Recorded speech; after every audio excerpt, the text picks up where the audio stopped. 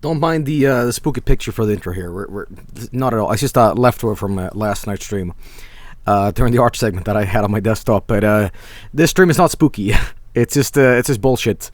So we did Talk to Transformer yesterday. Had a lot of fun with it, and we're gonna do some more. If you missed that stream, this is an AI generated robot thingy. And there was some good shit yesterday, including me writing a Robert Cop movie that the AI described as the best movie I ever made, and also whatchamacallit, Robo Christ and Mega Man. Bitch, I'm still alive. Anyway, we're gonna do another Dr. Transformer thing. So Talk to Transformer. Doctor Killing Dude. Alright, here we go. Let me put up let's do a SNES soundtrack here. Let's do that. That could be a good idea. Alright. This is good. This is good.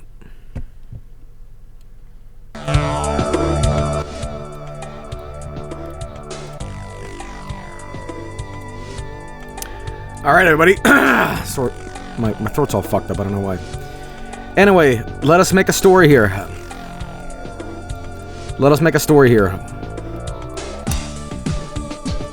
Let's see here.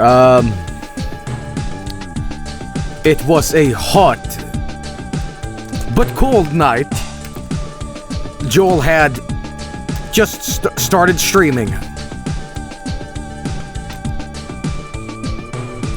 It was nice, but also awful.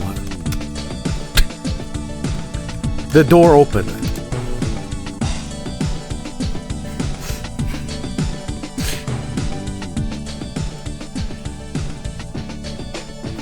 Oh my god, this one is existential as fuck. Alright, you ready for this? It was a hot but cold night. Joel had just started streaming. It was nice, but also awful. The door opened for a few moments. Then the sound of a door clanging closed came through. I didn't understand, but I was just curious. I waited with me. I was the last one inside. Joel said hi, and then the door closed. For a little while I sat alone in the cold living room without a fan. The window opened to a room with a huge screen. Joel walked in and sat down at the table. I sat in the chair in front of it. He said, "Hey Joel, how's it going?" I got up and went through the window. "How does it go?" The voice answered. I saw a few people on screen, a lady and two girls. Of course, Joel said hi, but they all ignored him. I saw the girls leave the room. Two took each other in and began kissing, the way girls do. One of them started rubbing my leg. Joel took his.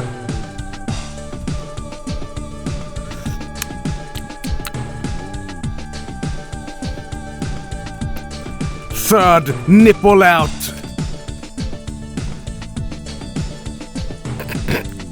Jarvis, the ultra nipple, was now set free. The witches had begun their ceremony. The evil Joel had the evil Joel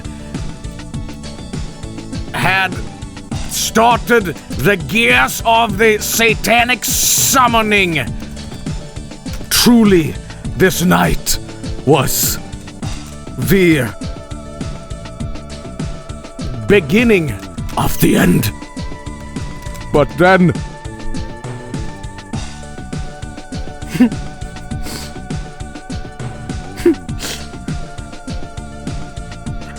oh my god, we got a real horror story down here. The third nipple out. Jarvis, the ultra nipple, was now set free. The witches had begun the ceremony. Evil Joel had started the gears of this satanic summoning.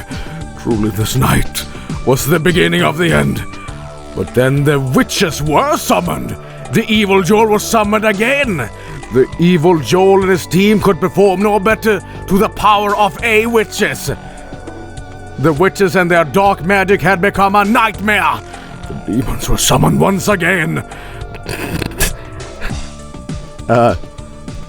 And that night was the beginning of the end. Huge space. We were all still reeling in shock the next day. When the police arrived to arrest him, all that we found was this. The police? The police have a policy of letting us use the images before we make a decision on them. We all had an idea as to which was going to happen next. But then, that horrible day came. We were still confused. We were still curious as to see what the police were going for. But most of all, we were wondering, why does the police get away with this every time? The police was actually the demon police!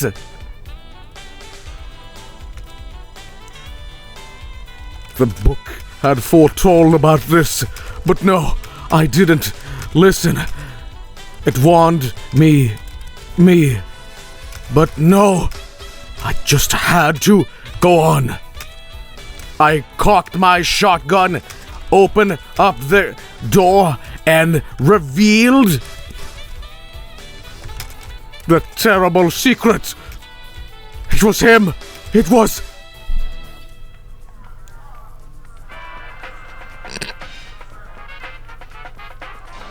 Oh fuck, this one is good. Why can they get away with it? The police was actually the demon police. The book had foretold about this, but no, I didn't listen.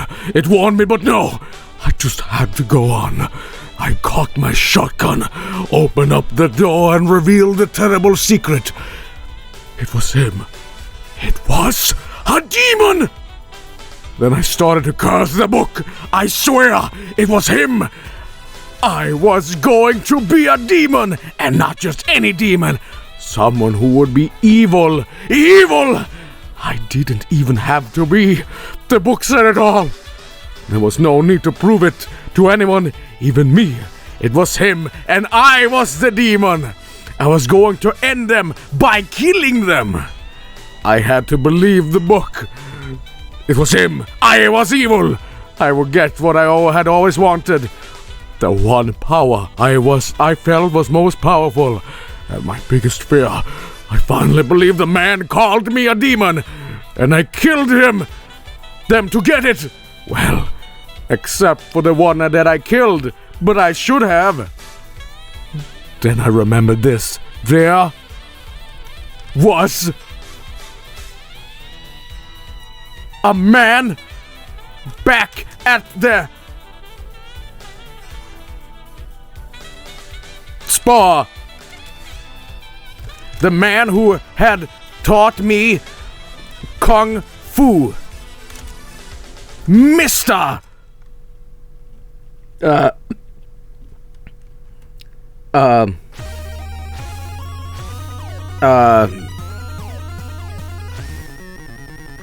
Guys, I need a name. Quick, a good name, Mr.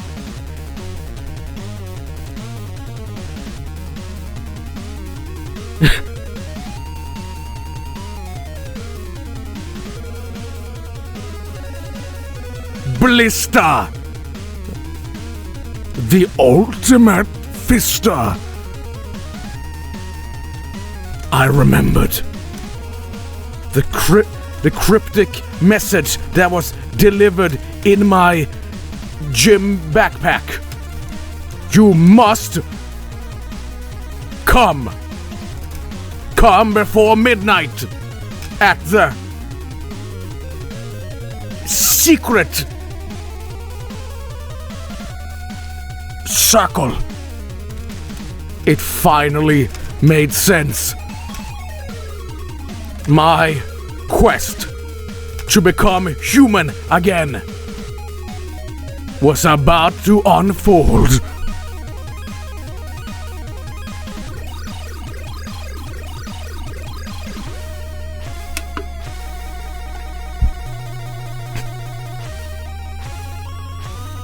Was a man back at the spa, the man who had taught me Kung Fu, Mr. Blister, the ultimate fister.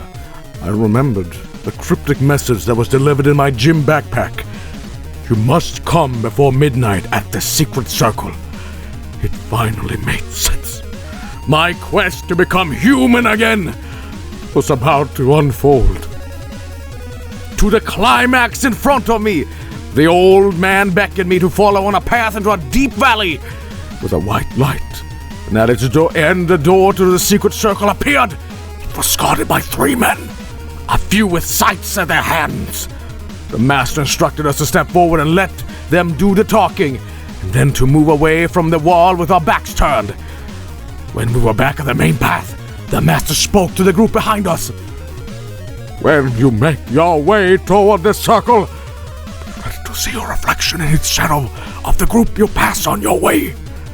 As we moved deeper into the valley, it appeared as if the shadow of every single person made their way around the corner of a room with a window on the opposite corner. It was surreal.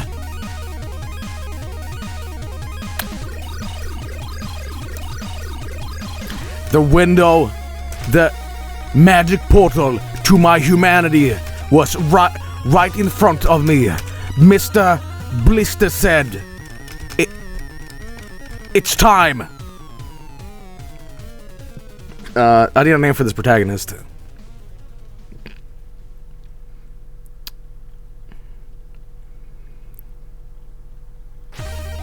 Wait, it was me, wasn't it? Yeah, it was me. It's time, Joel. It's time to return back to being man. Human. I started to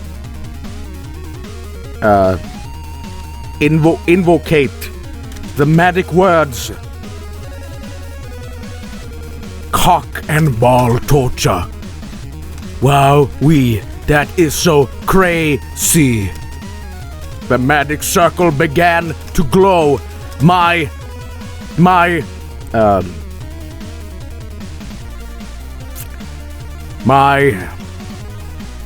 asshole started to show. No.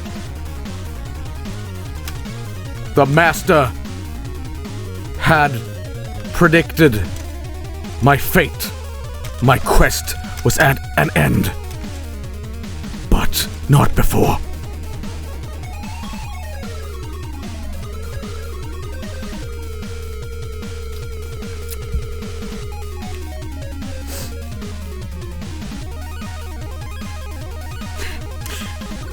The window, the magic portal to my humanity was right in front of me.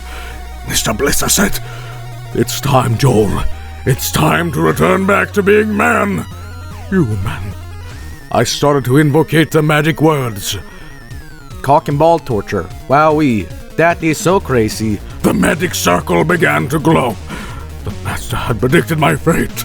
My quest was at an end, but not before. I had made the best of my opportunity. Now, before you complain about it, I made a mistake. Because I am a man. When I invoked the magic words, there was a momentary blur. The magic circle disappeared, and I was back to being a man. Whoosh! Joel the magic guy. Whoosh the magic... Joel the magic guy. I exclaim with enthusiasm. Enthusiasm, not enthusiasm. I am the best magic guy from the universe. Okay. After that day, I became obsessed with magic, as per Mr. Blister's prediction, until my heart was the size of a mountain. I also became a big fan of Star Wars.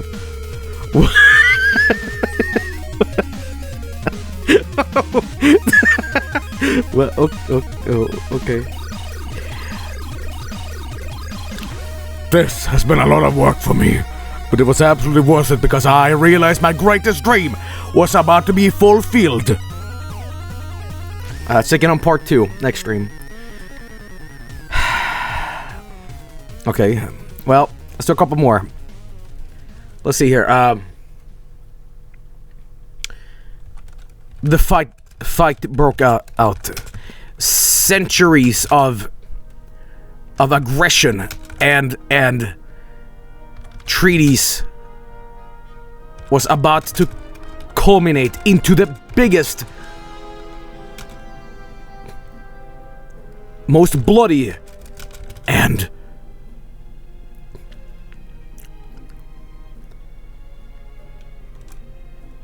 nice war of all time. The Glorbians and the McFloopies was at the cliffs of Gingledoof. Gingledoof's path. This was it. This was foretold by the great wizard himself. Cut their toes off. I want to wear them around my neck, said the king. Scumfuck the barbarian on the other hill yelled out, "You'll never suck on my toes. I am a proud warrior, and I will die with honor." The battle horn was tooted and hooted. It had begun.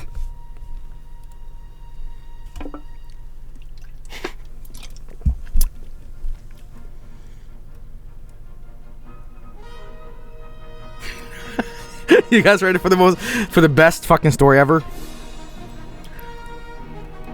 The fight broke out.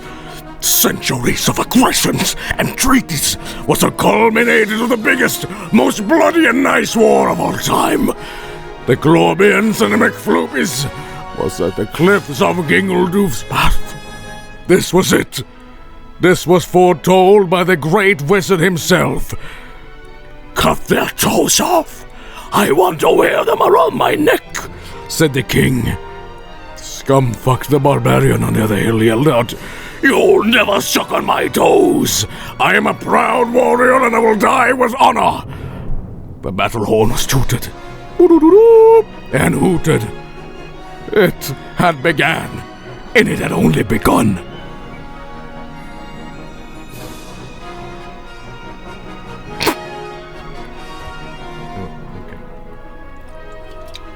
What a great story. Oh, wait, there's more. There's more. Fuck, there's more. Hang on, wait. Now, at last, we could say goodbye to the time of a great battle. That was it. Foretold by eons of bloodshed and destruction. It all culminated. The end. All we could think to do was hug our husbands and sons from afar and tell them how proud we were. Or just to gorg out some beers and watch a movie. But alas, it had come to this. The great war had once stood proud was dead and gone. What was left was a small band of barbarians having lost. The credits rolled. I got up and walked out of the movie theater. I think that's how you spell that. I got in a cab, but my cat... It's theater.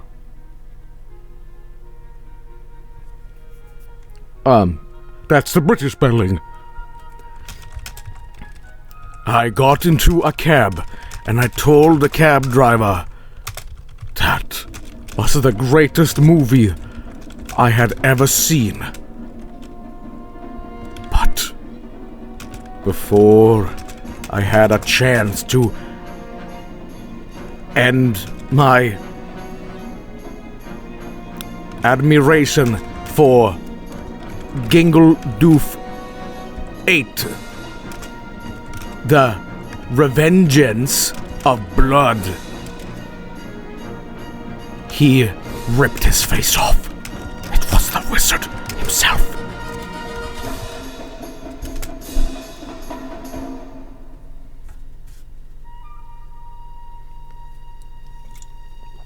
Nice spelling on off, by the way. Alright. The credits rolled. I got up and walked out of the movie theater. I got into a cab and told the cab driver, That was the greatest movie I've ever seen! but before I had a chance to add my admiration for Gingledoof 8, the revengeance of blood, he ripped his face off. Oof. It was the wizard himself. After conclusion of the movie, the wizard looked around. He stood up from the booth and started laughing at the little clowns and their little wigs. I never thought I'd ever laugh like that. He then walked out of the movie theater, even though he was in the cab just now, leaving the audience laughing, crying, and laughing again. As of this writing, Gingledoof 8, Revenge of Blood, has over 2,600,000 views on YouTube and over 50 million views on Google Play Music Store. I'm not sure how many reviews Gingledoof 8, The Revengeance of Blood has received, but I've read a dozen at Google Play review sites, and I found a total of 5 comments saying that what you have seen was the worst film they had ever seen. I have read several dozen. I guess it wasn't that great of a movie. Okay.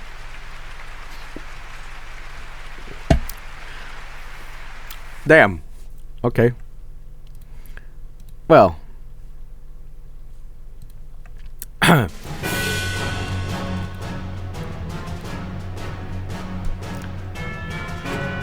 Ash Ketchum was about to win the Pokemon League. Gary Oak had one Pokemon left. It was Charizard. Pikachu, beaten and bruised, bleeding from all orifices, stood up. Pikachu said in his broken voice, "Was this the end? Could Ash Ketchum win? Could he defeat Gary? Could he become the ultimate Pokemon guy?" Charizard let out a fierce fire blast. But then Pikachu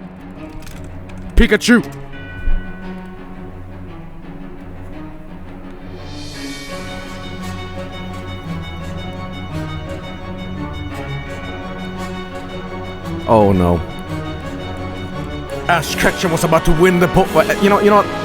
Better music for this.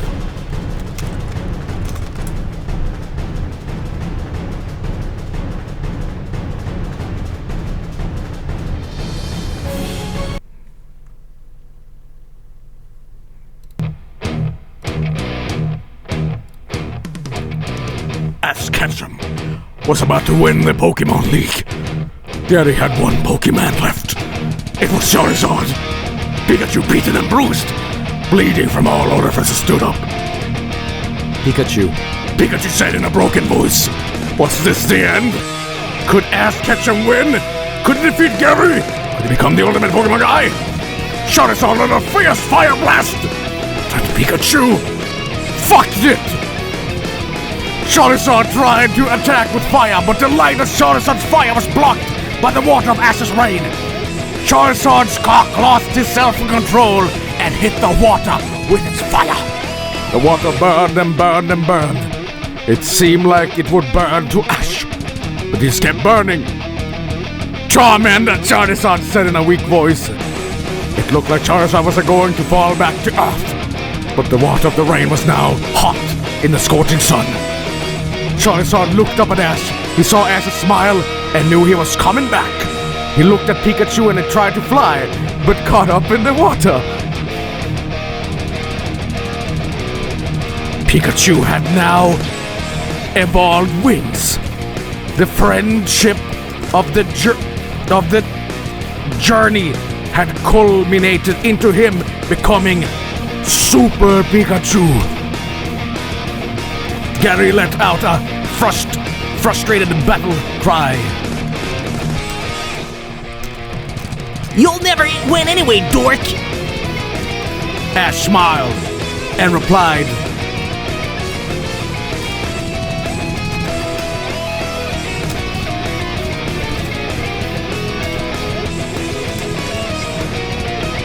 Well, that's where you're wrong, Gary, because...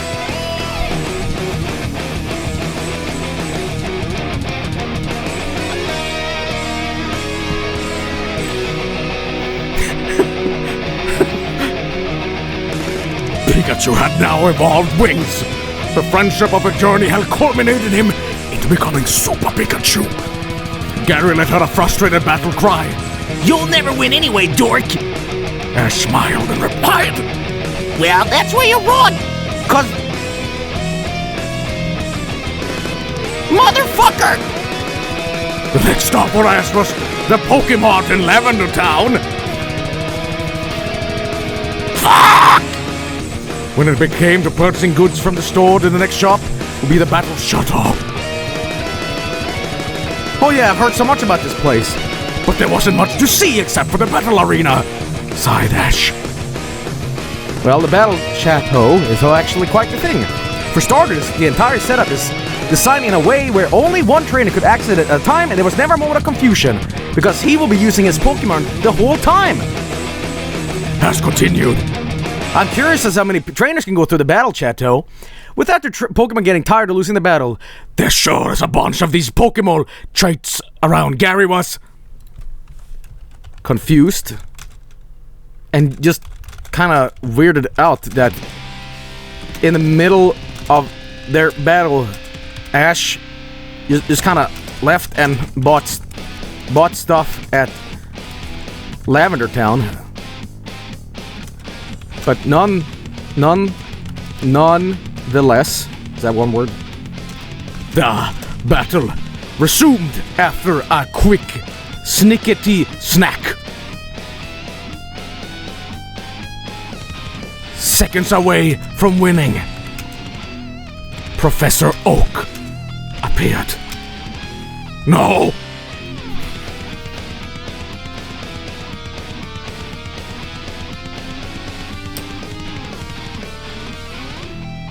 Oh my fucking god.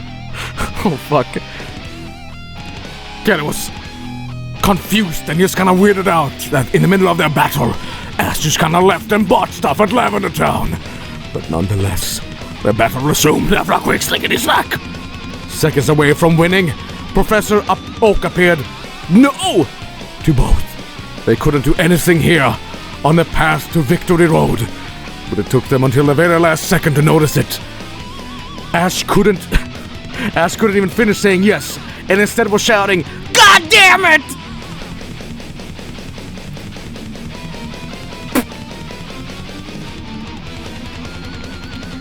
The game would still never run for everyone. It's safe to assume it was pretty boring to some players out there. There was never anything for them to worry about if they just ran to Victory Road. Alright, the last episode of Season 2. In first day of the rest of your life, episode 2, Ash was introduced to the Pokemon Center for the first time. After trying to get some sleep, he found out about one of his Pokemon reincarnations. This Pokemon's name was Mariolite, and unlike Mew,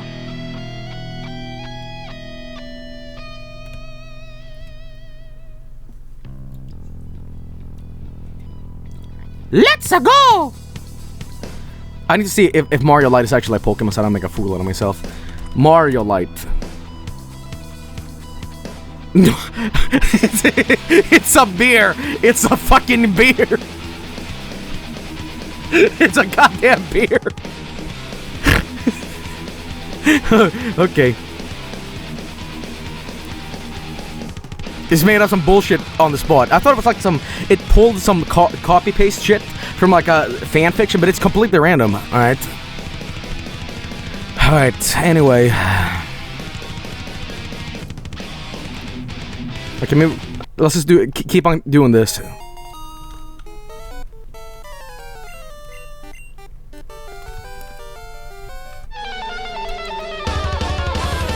Ash had won the Pokemon League, but one monster was still uncaptured. It was Mario. Super Mario.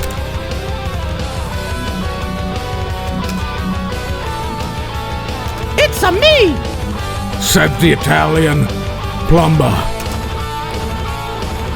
Ash got really scared. He had never seen the master of platforming this close. Let's go! Said the red overall. Well, it's actually blue. I'm thinking of the old school stuff. Blue wearing bro.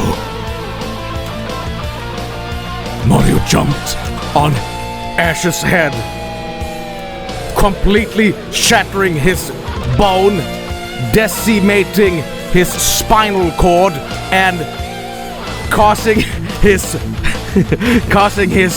blood to completely shoot out like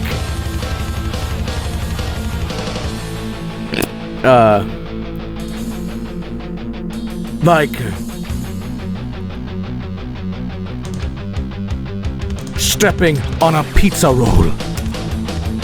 Ash was still alive, but for how long?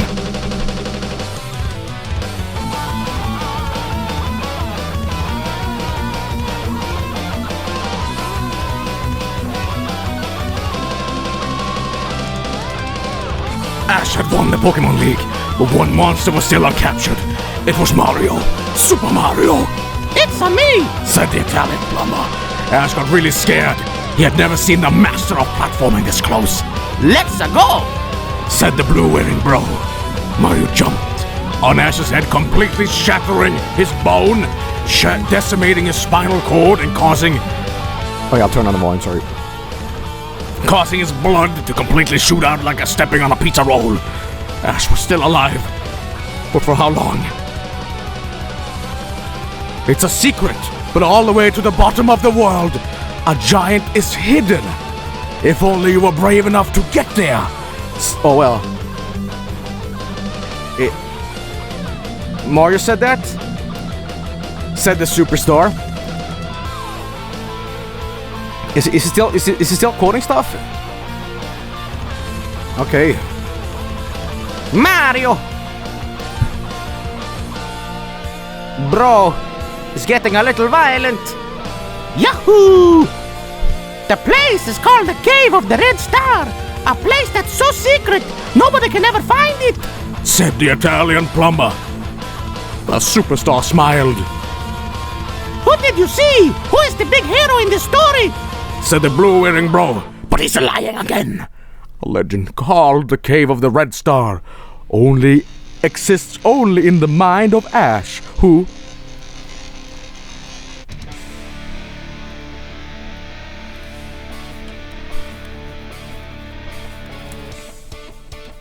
is dead.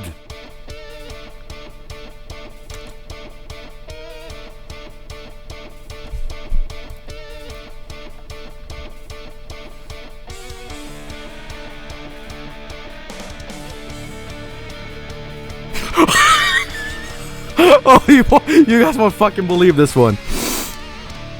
Is dead. It's a good thing she could have held back. The others arrive and ask who she is. But she says she's alive and well, and she is now wearing her helmet. They do the requisite scan and confirm it has been repaired as well, leaving her to sit helplessly, waiting for her enemies to come and kill her. Asriel and Frisk are sitting together on a grassy hill, eating their dinner. Asriel is talking about his childhood and what it has to do with the fight with the monsters. Frisk is quietly eating, thinking about what would have happened if they had not turned into children and left them in the care of Asriel's mother. That day is a little blur on Frisk's memory of that day, but it is an important bit of the story that Asriel is remembering. There is a moment when they'll walk on the beach. They think they are near Asriel's home and realize that is in fact Asriel's mother. Toriel appeared with a minigun. My child. This future does not belong to the world of humans and monsters. It belongs to me! Toriel's face melted, revealing what would be a giant, menacing T-1000 Terminator. Sarah Connor said, Terminator, Toriel Minator.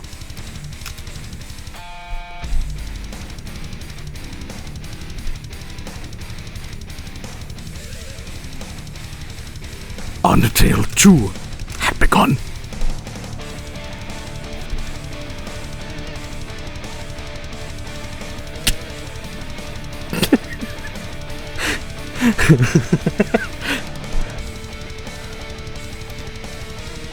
Oh my god. Okay. This one ended really funny. Toriel appeared with a minigun. My child, this future does not belong to the world of humans and monsters. It belongs to me. Toriel's face melted, revealing what will be a giant, menacing T-1000 Terminator. Sarah Connor, said Toriel Minator. Undertale 2 had begun. And the world of Undertale was set to become the new world of the first game.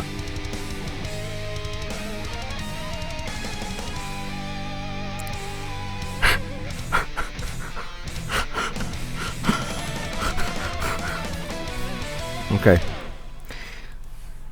Time loop. Alright, we're gonna go back. We did so many fights and shit like that. I'm gonna do some more random stories here. I like these stories a lot, but they get so shitty over time. Like, what the fuck? Okay. Alright, let's do something else. How about ooh, this one's good.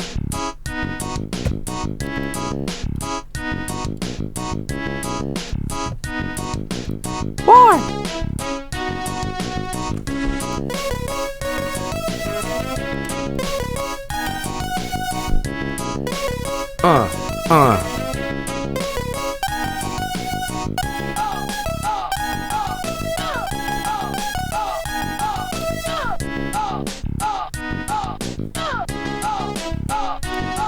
It was another day on DK Isle. Donkey Kong was doing push-ups in his monkey house. Cranky Kong was in his lab making more crack.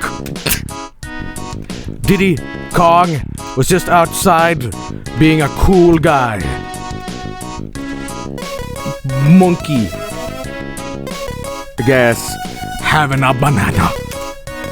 But Leo Luster crashed through the window, bleeding and squirting blood all over the walls.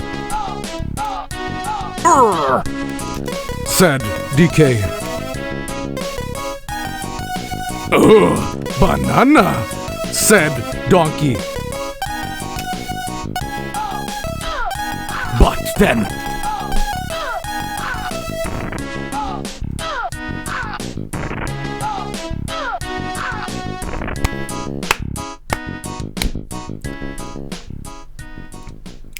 It was another day on DK Isle.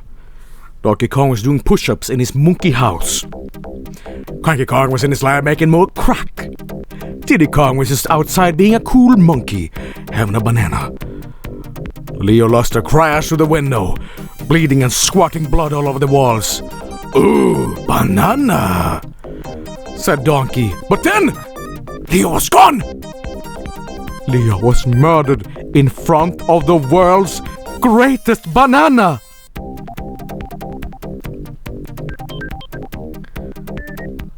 A month ago, we lost one of our most incredible ambassadors. Leo Luster was a hero, just as he was back in 1997. I still cannot believe that he was dead for so long. I am so happy that we were able to have him come back to Diddy Kong Mansion in DKT for his birthday. He just came to us and said he loved everyone so much. As you all know, DKT is back as planned. Thank you all for being there to help us raise money for Leo's burial. I want to thank you all for donating. Even $1 can make a difference. Donkey Kong Tuba is set for release in 2020, exclusive to the Ouya. It's time to remember Leo Luster for his great advancements in banana science.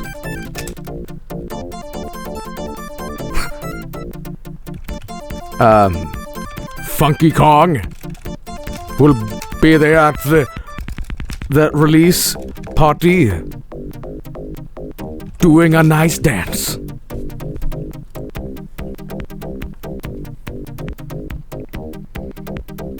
What the fuck? What the fuck is this? Oh my god. Donkey Kong Tuba is set for releasing in 2020, exclusive to the Ouya. It's time to remember #Leo Luster for his great advancements in banana science. Funky Kong will be there at the release party doing a nice dance. So glad he came to the party and helped out. #crowd favorite, #dull, #sad. James Luster, June 18th, 2016. What the fuck? I'll check out this link. Does this link go anywhere? No, it doesn't. It doesn't go anywhere. No, guys, it doesn't go anywhere. Fuck. Shit. Fuck. Is there a Twitter though that's called James Luster? Apparently there is. But it's a guy that tweeted last in 2012, and he said, Hammerhead is my favorite beer, and he's the cutest. Have you checked out the prices? They're awesome. Huh.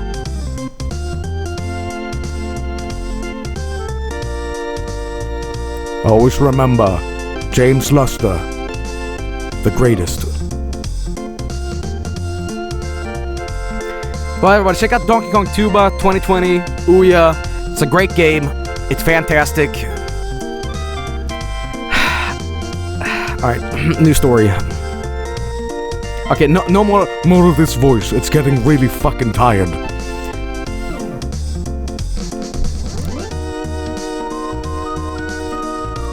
Luigi's Mansion 3 will feature the new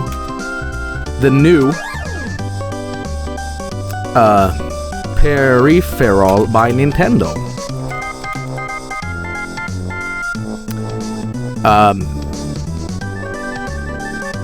The Nintendo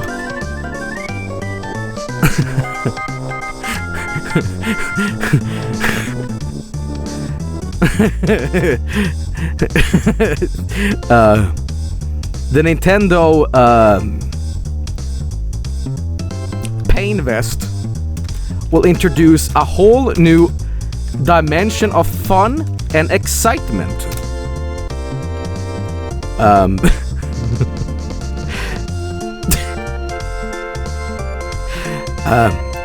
Early tests included minimal deaths and only a few complaints. Nintendo has assured the public that there will be just around 1,000 accidents, but that's trivial in comparison to the amount of fun that Luigi's Mansion 3 will provide.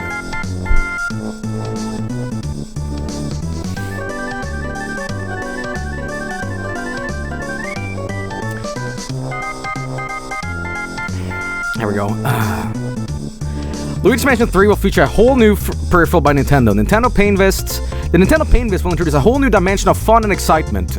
Early tests included minimal deaths and only a few complaints. Nintendo has assured the public that there will be just around 1,000 accidents. But that's trivial in comparison to the amount of fun that Luigi's Mansion 3 will provide. The Nintendo Pain Vest contains an accelerometer and a gyrometer to help ensure that the player is as safe as possible traversing Luigi's Mansion's levels. And the new game pad includes a camera that will snap to the player after he or she has found the right exit at the end of each level. Okay. All told, the Nintendo Pain Vest will help add a layer of fun to games that often feel like a chore. There are plenty of opportunities to see how far you can get with the Pain Vest, says Nintendo of Europe director Mario Rizzo. If you look at the videos in our catalog of videos we produced for Mario and Luigi's Mansion 3, there are plenty of monsters where you can get to see the new game from Mario's perspective. From Luigi's perspective, it's a perfect fit for our gamers. Mario Rizzo later was seen dead in the Nintendo quality control room.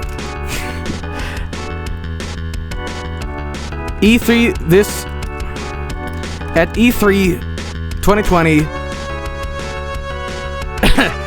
the Nintendo Pain Vest will also include showcase at the Nintendo floor of the new Nintendo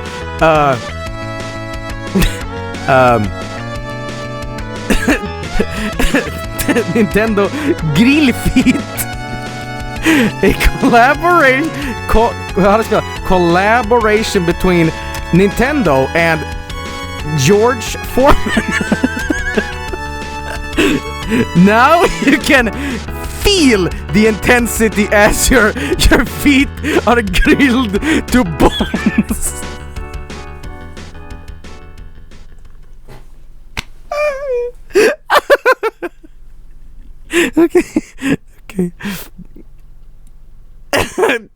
Okay. What's your name? Oh, this one wasn't even funny.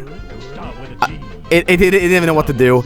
It just said the next Nintendies will be revealed at the coming weeks after E3 2018. Advertisements. Well, you know, I don't think it could generate anything funnier than that.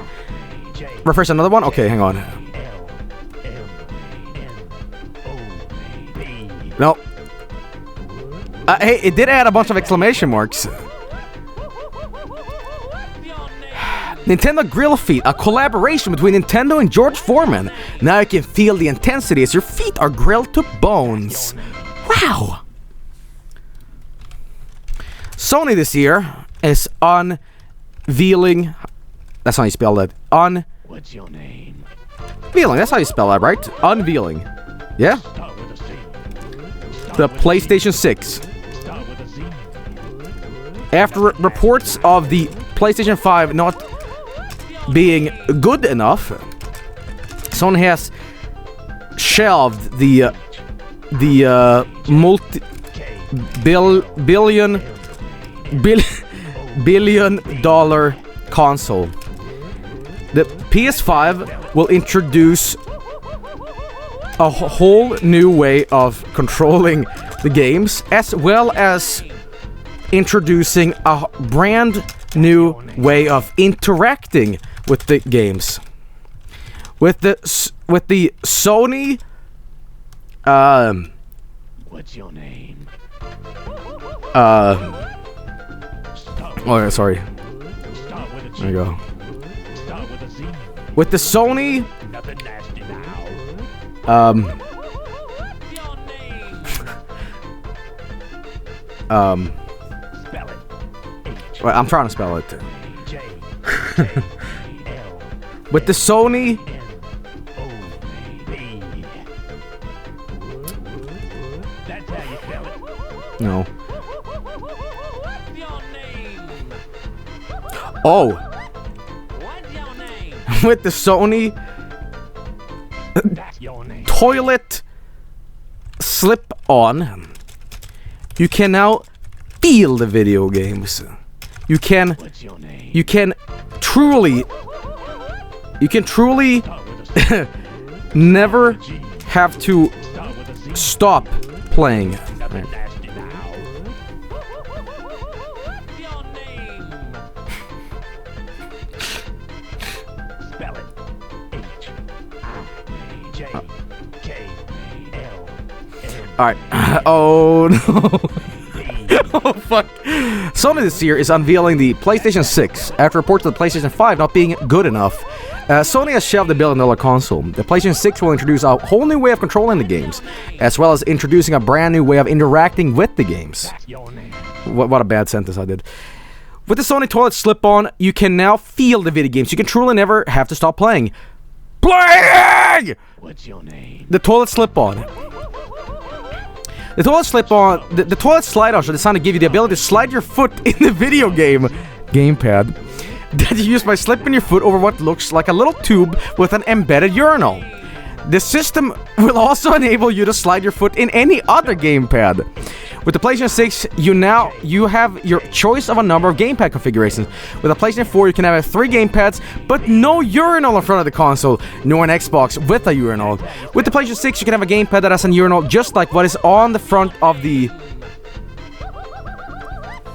What's your name? gamer foot. That's your name. Truly, Sony has reinvented video games. Rumors are circulating that holy shit, I'm listening to the fucking same track over and over again. Stop. Shut up.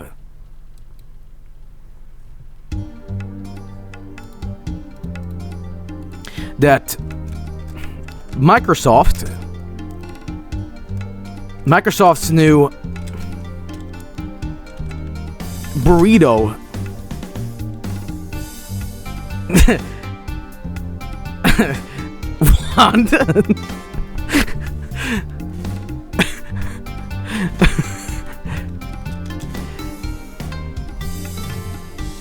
new code named will be shown at the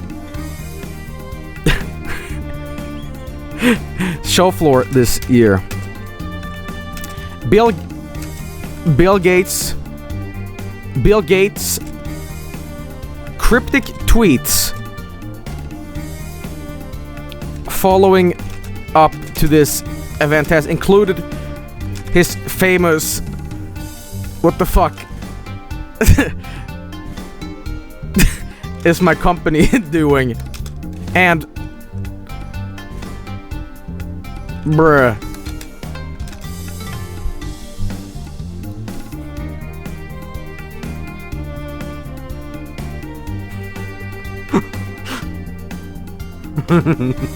Okay. Truly, Sony has reinvented the video games. Rumors are circulating that Microsoft's new codenamed Burrito One will be shown at the show floor this year. Bill Gates' cryptic tweets following up this event has included his famous "What the fuck is my company doing?" and bruh. But what do you think? Will Microsoft be given more leeway to experiment in new and interesting gaming hardware? And what about Sony? Now they finally have a new console to show off. Can they keep at bay or take it a step further into the future? As a company, Microsoft has been under pressure to do more and to have more. At E3, they had to fend off accusation about having a closed focus. When Microsoft announced the new platform, the Xbox One, it was their first major step into the world of the console. No, it wasn't. What? The console is different. It is focused on gaming from the very beginning. It has its own proprietary hardware, and it is a game changer. If it proves as successful as advertised, it will certainly go all out and try to dominate.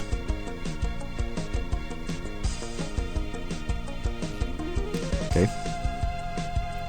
See, this is why Xbox One and like the original Xbox is a confusing thing.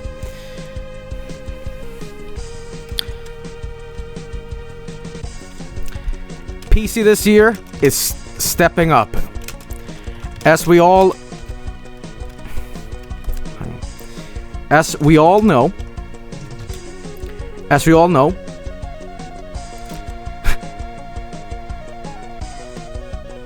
Computer Tech, creator behind the original PC, has been rumored to unveil PC2.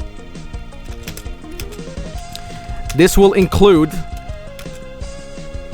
the Super Suck, dual mice, and a keyboard with just one giant spacebar. This this might also be the dawn of a new age of technology.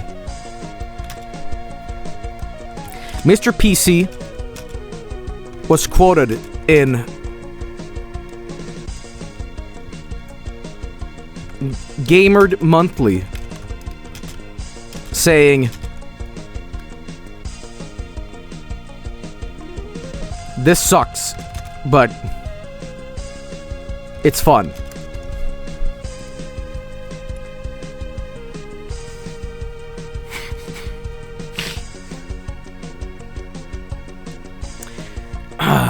PC this year is stepping up. As we all know, Computer Tech, creator behind the original PC, has been rumored to unveil PC2. This will include the Super Suck, dual mice, and a keyboard with just one giant spacebar. This might also be the dawn of a new age of technology. Mr. PC was quoted in Gamer Monthly saying, "This sucks, but it's fun," and that if you don't put a mouse, you lose. Yeah. True. True that. Shit. He's right. Mr. PC's right. Fuck it. You lose. You lose, man. Alright. Less enormous prompts here. Overall, E3 2020 is shaping up to be the most exciting. Have I used the word game changing too much? Game changing and utterly most danceable. That's how you spell it. Danceable? Danceable. It's danceable. Danceable. Event of Dankable. It's danceable. Event of the new year. DJ Tiesto will be performing, as well as the real life Luigi, to promote the event. See last night stream if you need the context. Anyway, overall, E3 2020 is shaping up to the most exciting, game-changing, and utterly most danceable event of the new year. DJ Tiesto will be performing, as well as the real-life Luigi will be promoting the event and help drive it. You're probably pretty stoked, right? We'd like to take care of you while we're at it. We come up with a lot of ideas to keep you going while we get on with our game.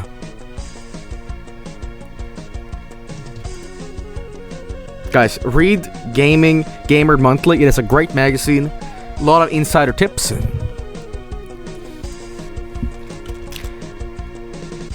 I accidentally put my dick in the blender.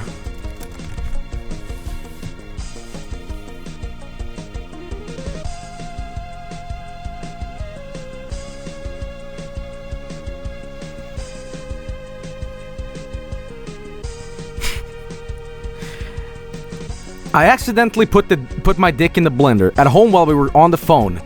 As a result, it's a little hard to clean. I don't really want to. I'm just going to wash it in the washing machine for now and maybe use a toothbrush to clean up before I put it back in the bin. It's not going to look that great when it's all the way cold, so I'm going to try to keep it there until I get back, maybe after 4 p.m. I'd like to have its head out of the top now and be more like an egg that was frozen with the rest of it. Any help or advice would be appreciated, as I have a hard time figuring out how to do this at the moment. Thanks in advance. Thanks, I will be home on Tuesday, and then I will have more. I just tried it and made some pancakes.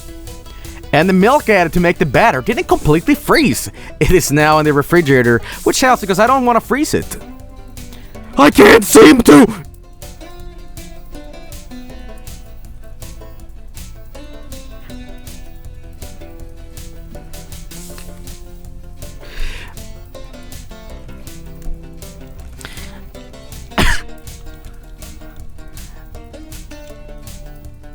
I shat my pants on the hot air balloon. Seriously, sometimes when I spell balloon, I do it wrong, and it's just like, fuck you. Okay, submit. Okay.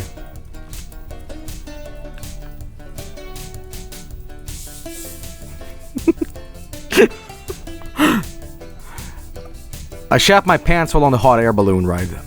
I did not stop. Not one damn time. Ah! It's coming out!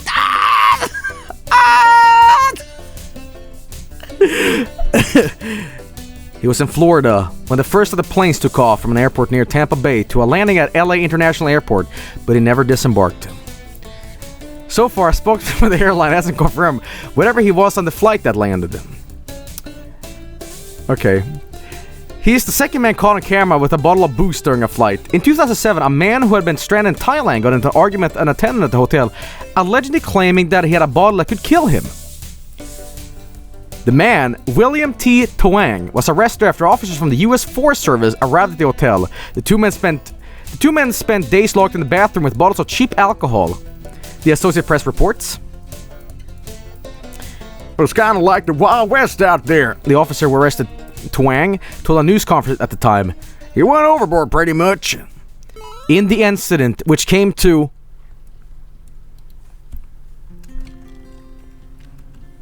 a great messy closure as the door exploded with the force of 1,000 suns. The two men had been shaking the bottles of champagne all day. They had to get on that hot air balloon again, no matter what.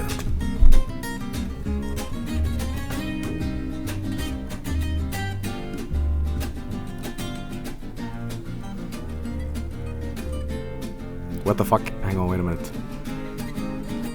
Alright. A great messy closure. As the door exploded with the force of 1,000 suns, the two men had been shaking the bottles of champagne all day. They had to get on that hot air balloon again, no matter what. What about the rest of them? The rest of the crew? I mean, can't you see how hard it is to be a flight attendant? If no one is really giving you a chance to prove yourself? You're kidding me, I asked. You should really consider putting your skills to the test in the real world. Of course I can! All I need is a way to change the current direction of the air traffic controller tower. I was still in my apartment when my phone rang. I've been walking around downtown for more than 8 hours, and this was the first call I ever made that wasn't going to be a call to my mother. I answered saying hello, and then hung up. I don't usually like to walk past my apartment when I get home from work, but after finishing watching A Beautiful Mind on Netflix, the hot air balloon crashed into my apartment. It was here. My buddy had found it. The box of jewels and gold was about to be captured. One problem. I had spicy chili con carne.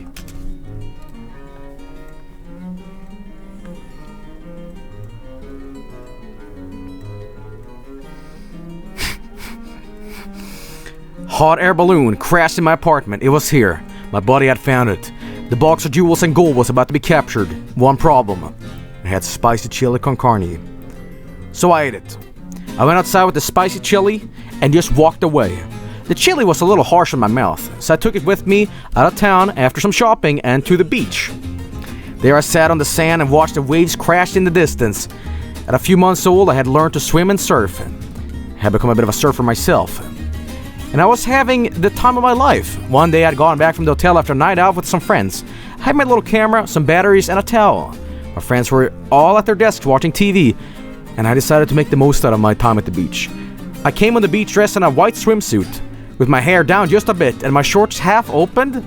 I stepped out of the sand and walked towards the shallow part just beyond the trees. I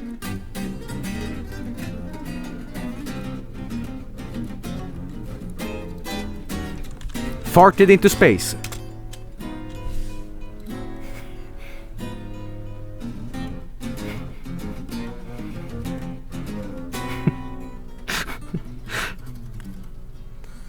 Farted into space. I don't consider myself an expert, but this guy made it look easy.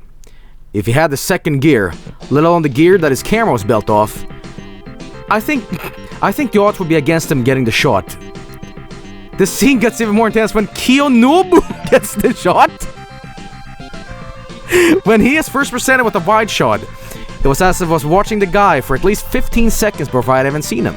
The shot was still being presented at me, but it was looking at me. I was watching someone, not the photographer. I think of only one way that could have been a mistake. If Kiyonobu was given the gear for a second of that shot, the shot wouldn't have been looked the same at all.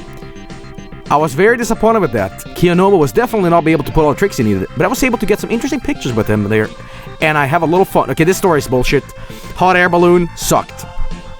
This one went totally fucking random, alright? I just want to see, who is Kiyonobu? Like, where is it pulling this?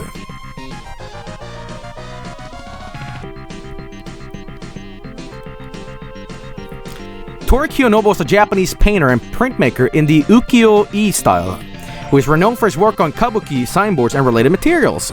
Along with his father, Tori Kiyomoto, he is said to have been one of the founders of the Tori School of Painting. Well, there we go. Neat. Okay.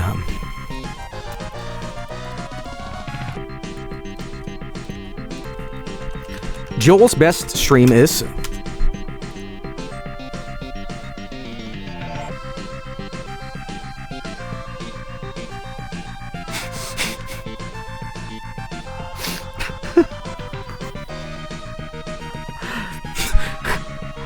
Joel's best stream is... Check out air.tv.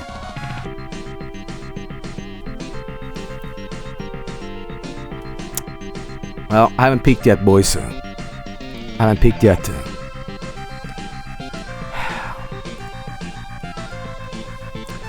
Worst stream.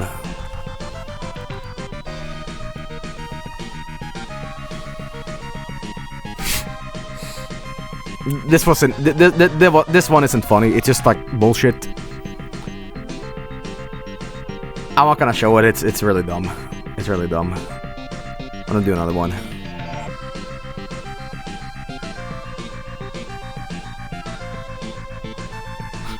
What the fuck? Okay, like I can randomly. I'm gonna keep going until I see someone really good. One more. Show it. No.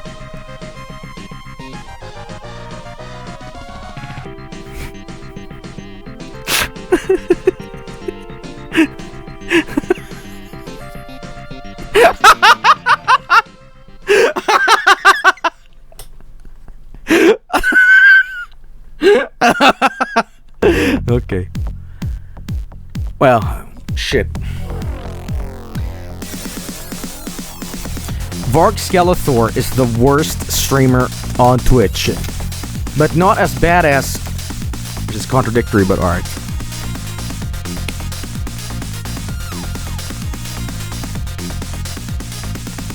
Yeah, this one is bullshit. Ekel. I said this one isn't funny, that's why I didn't want to do it. Ekel. So I can still be forgiven for it. With the new expansion comes a big increase in viewer base, and I think with your stream, you're getting a lot of viewers. It's not bad by any means, it's an increase. It's nice to be included with other players who do this sort of content, but it feels really good to be right up there. Guys, who's Eichel in chat? Eichel in chat. Okay, new one. Vargskelethor is the shittiest streamer on Twitch.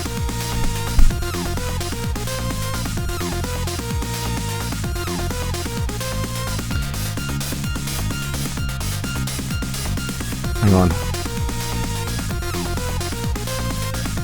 They're so random. Like, they go on to, like, business models and, like, random bullshit. I want to do something that's really, really good one, because this one is funny.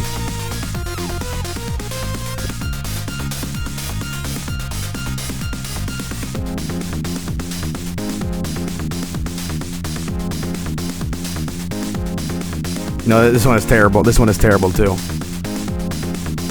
I should make this one longer, I think. But Vargskelethor is a shitty streamer on Twitch. All he does is eat spaghetti and smack himself with the mouse. This has caused major redesigns on Twitch after the famous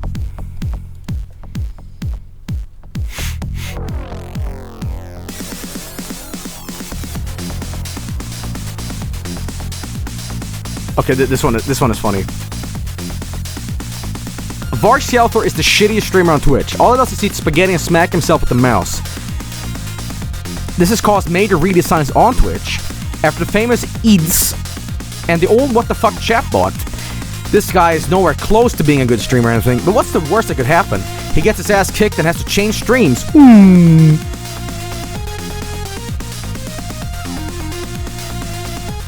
What the fuck, chatbot, man? Okay. The ice cream truck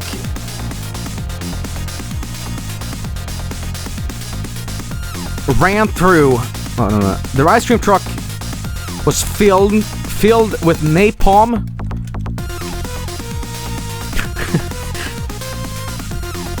They had to defuse it, or else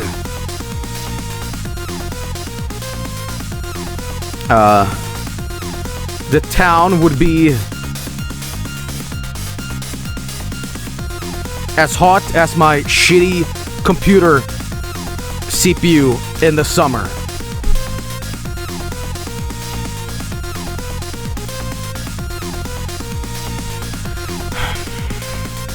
Oh, this one. Okay, this one went somewhere. That's when trouble with film and napalm. They had a diffuser, or else the town would be as hot as my shitty computer CPU in the summer. You know, you're right. It sounds like this would have been a lot easier if I just got some help. You know, you're right. It sounds like this would have been just a lot easier if you just gotten some help. I'm not gonna argue about this, said Bree. Smash his ice cream truck. I won't argue about this. This is what happens when the people who are supposed to help keep us from killing ourselves don't do so. We have to find a way to be less selfish. Now, let's find that man that's responsible. The man responsible for sending us the truck. S.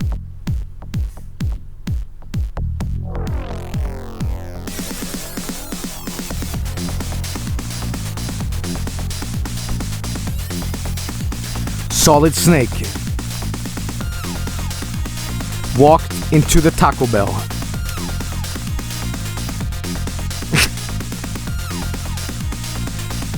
the window exploded, revealing his old nemesis, Liquid.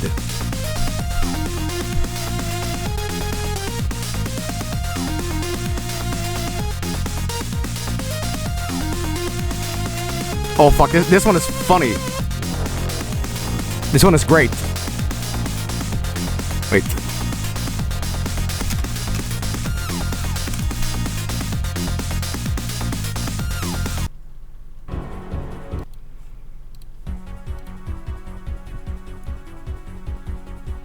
Solid Snake walked into the Taco Bell. The window exploded, revealing his old nemesis. "He's here," he said to the waitress. "Yes, Snake, he's here," said Otacon. However, Snake was not a regular customer. Otacon is the only one who knew what Snake's purpose is after last he fought Snake in the Metal Gear Zeke. Liquid did not take the news that Snake was here for too long. He was about to grab some of that money that Snake had just received, but Liquid saw that it was empty. "Hey there, Snake," said Otacon to Snake's ear as he tried to explain the situation. "That's wrong," said Liquid. He was still angry at Otacon for getting information out of him. Liquid walked down the aisle and grabbed a couple of money. Couple of money that Snake had just thrown off the counter with his right hand. He dropped the cash into a bag and walked out of the Taco Bell. "Oh, good," said Otacon. "I need to catch up with them on the other side. Snake, let's have a fight." Solid Snake got out his Socom pistol and shot out Otacon's dumbass anime niece. Otacon's cry of pain was heard all across the Taco Bell. Liquid himself was shocked at Otacon's utterly dumbass attempt at suddenly betraying Snake. Snake ate a taco.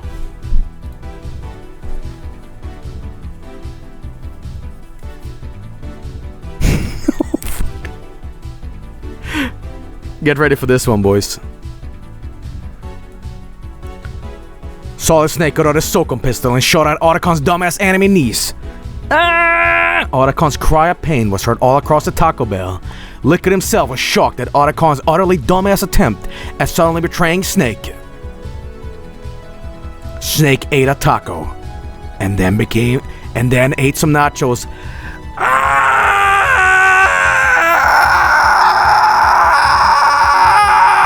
Snake swallowed half another nachos, and then another, and so on until I was eating a plate full of tacos.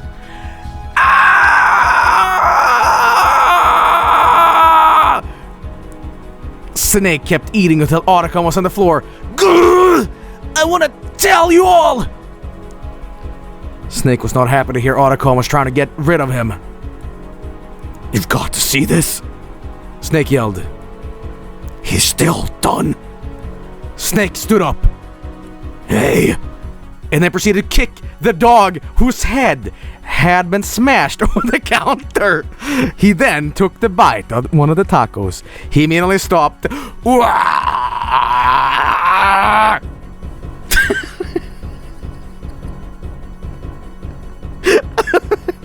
The fuck? What?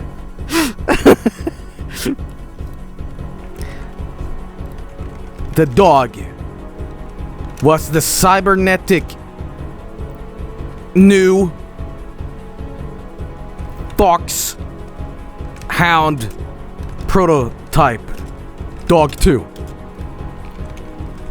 Otacon, in a last attempt to get a hold of Big Boss's genes, had employed Foxhound's greatest secret. But Snake knew. He ate his final taco and stood up. "It's time to finish." Oh, sorry.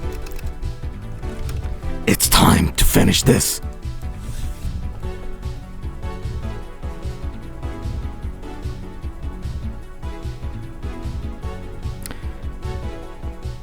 Okay, I'm gonna do a new one. This one just turned into some random mush.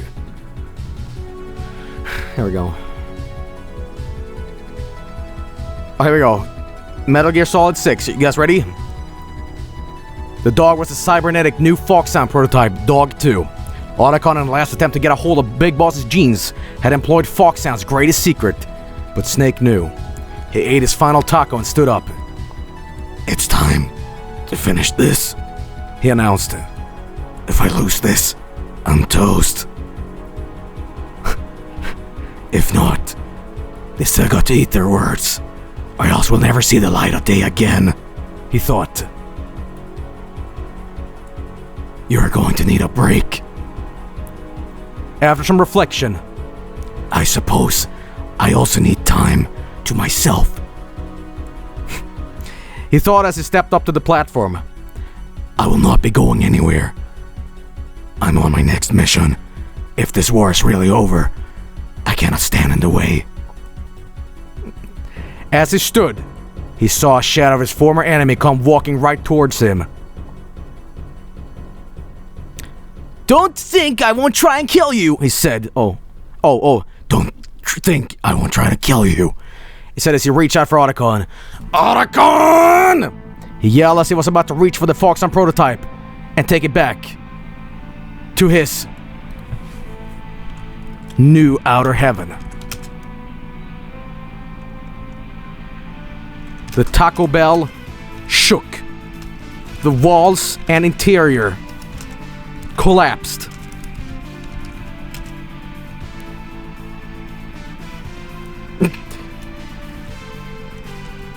The walls of Baja blasted Taco Bell now became a technological wonderland. Snake did a how do you spell quadruple? Quadruple. That's how you spell that. How do you spell fucking quadruple? Quadruple. How do you spell that? Jesus Christ. Is it druple like this? That could, yeah, oh fuck, whatever. Flip into Metal Gear.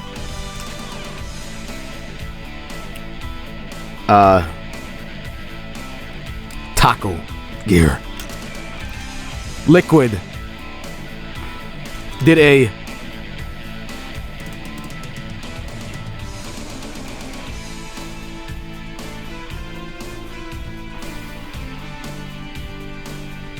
Googleplex of a flip back. Otacon. Oh. Hang on. Oh, sorry. Otacon now dead. This Taco Bell was now Taco Hell.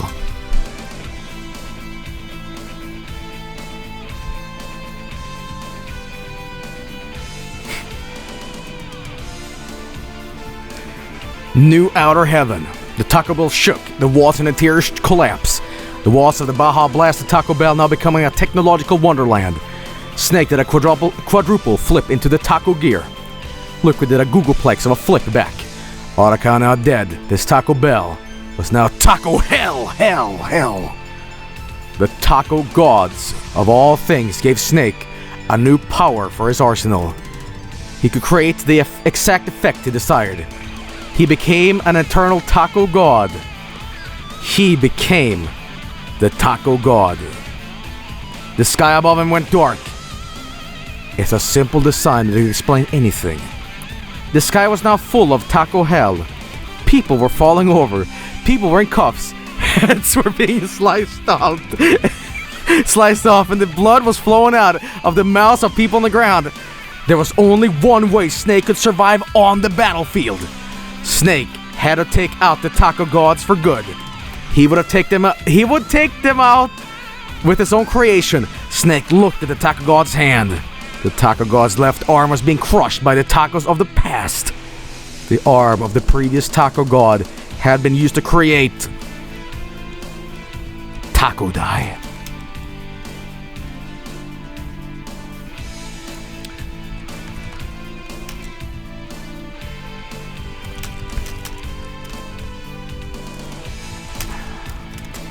Brother, how about we spice this up? Said Liquid. The ground shook, and out of nowhere,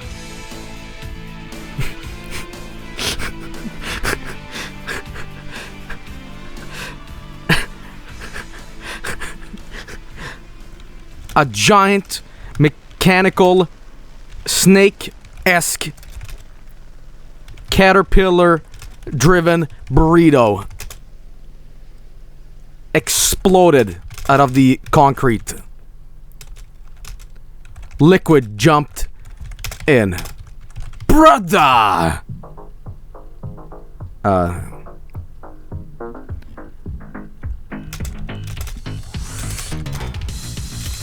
It's time to turn the heat up. A flamethrower inside the burrito came out and started to blast at Snake. But he was ready.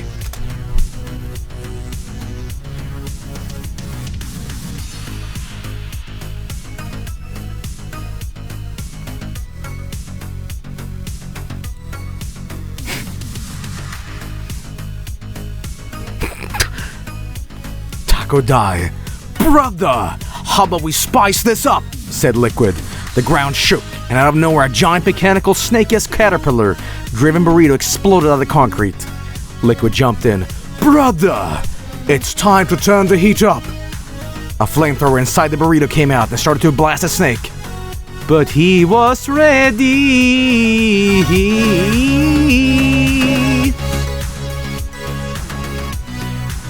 Solid! What is that? The giant metal ball. A giant bullet-riding bomb that takes the form of a giant metal burrito. Now it's up to Snake to go get it. Solid Snake is a real nut. He knows how to take care of himself. As soon as I got this guy, he grabbed my arm and started yelling at me, "Get the fuck out of the way! Get the fuck out of the way!" As fast as he could. When he stopped yelling, he started crawling away from me as fast as he could. That fucking Snake. Snake is the biggest fucker on the planet.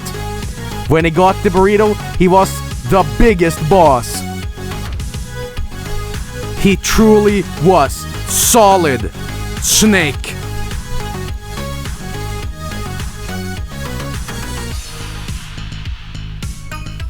You know what? Yeah, I don't want to read this fucking story. This is good as is. That's the end of the story. That's the end. Roll credits.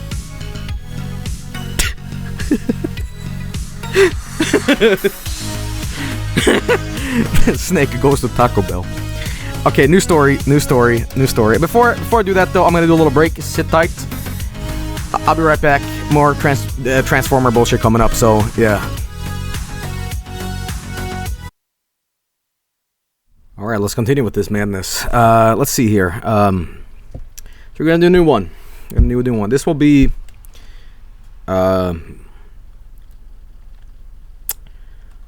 all sandwiches must be destroyed. Last summer, I had found out the terrible secret. Satan. Fucking.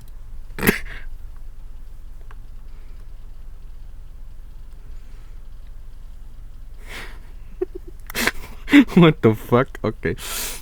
Well, this one is gonna turn a little weird here, but hang on. I gotta really shave. My beard is getting like comically long now, and I feel so weird. Like I feel some sort of like a dungeon goblin at like 7 in the morning, like talking to a computer with my fucking huge beard. Like, oh god, I'm gross as fuck. Hang on. All right, hang on. All right, here we go. We're gonna put some music on here. Santa in stream. All right, here we go.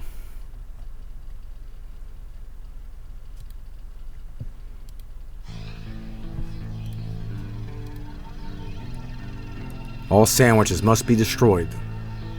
Last summer, I had found out the terrible secret.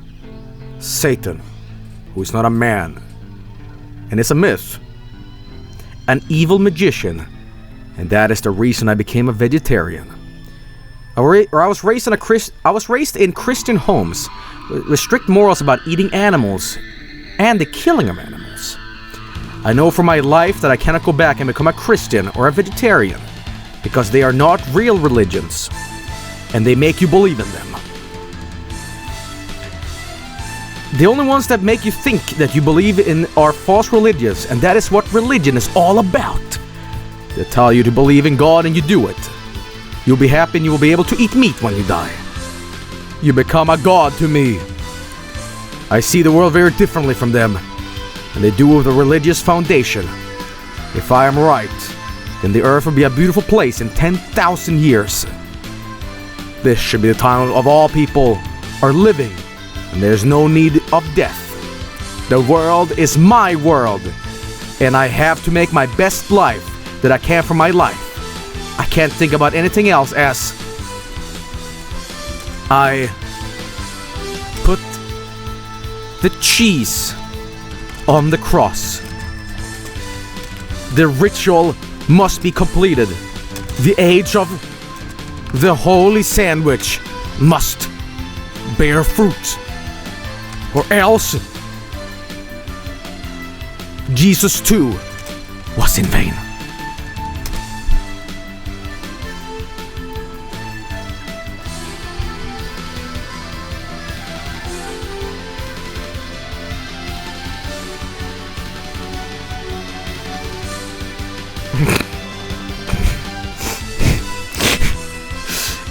I put the cheese on the cross. The ritual must be completed. The age of the holy sandwich must bear fruit, or else Jesus too was in vain. The I put the cheese on the cross was the I put the cheese on the cross.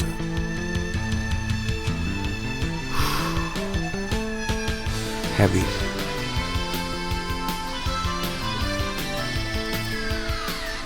The ritual must be completed. The age of the holy sandwich must bear fruit, or else Jesus too was in vain. In quotes. The second part is the most interesting. Why does she put the cheese on the cross after she sees she did it? A term I have never heard used before in this context. Well, I wouldn't be too sure she was there first. If it seems so obvious, she does it at first. I put the cheese on the cross, but what is the meat? And why isn't cheese put on the cross? I put the cheese on the cross, but what is the meat? She put the cheese on the cross, but what is the meat? And why isn't cheese put on the cross? I put the cheese on the cross, but what is... Oh my god.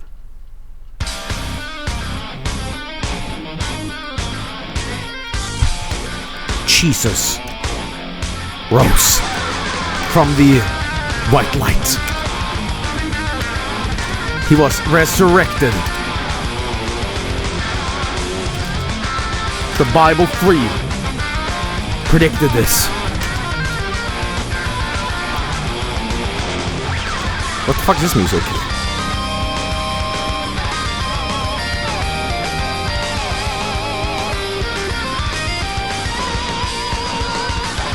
This isn't Terminator. What the fuck is this?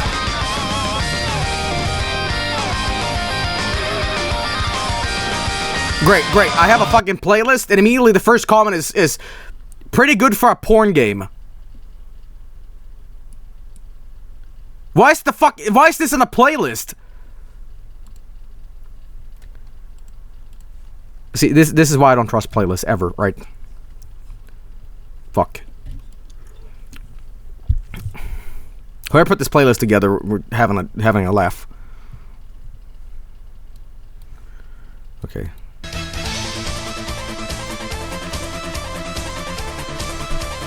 He who believes in me believes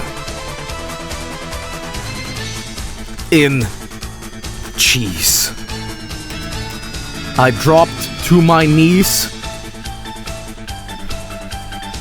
and was ready to worship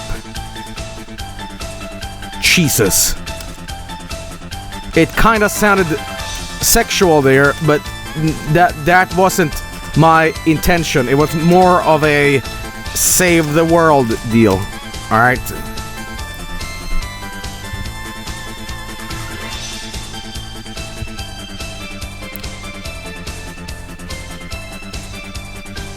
Jesus rose from the white light. He was resurrected. The Bible 3 predicted this. He who believes in me believes in the cheese. I dropped to my knees and was ready to worship Jesus. It kind of sounded sexual there, but that wasn't my intention. It was more of a save the world deal, alright? I was about to get down on the floor to worship this huge giant robot. And for once, it wouldn't end well. The cheese appeared and attacked. I was thrown out left to contemplate what just transpired. Are we in heaven now? The cheesy cheese was gone. I found myself back in the world of the living. Wiki.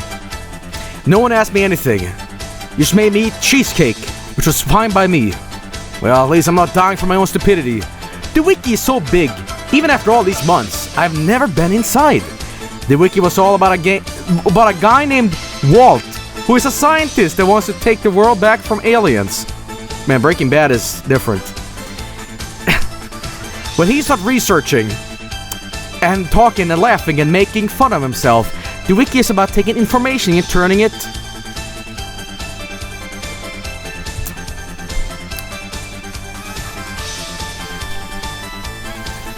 This story sucks. I don't like it. I don't like the story. The Super Nintendo was possessed. I should have never bought that from that haunted yard sale. The screen turned red, and that's when I saw it.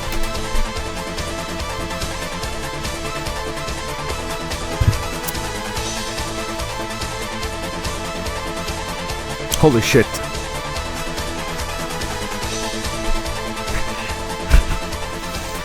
The Super Nintendo was possessed. I should have never bought that from that haunted yard sale. The screen turned red, and that's when I saw it. And I can attest to what I saw. And I can attest to what I saw was that it was a Super Nintendo.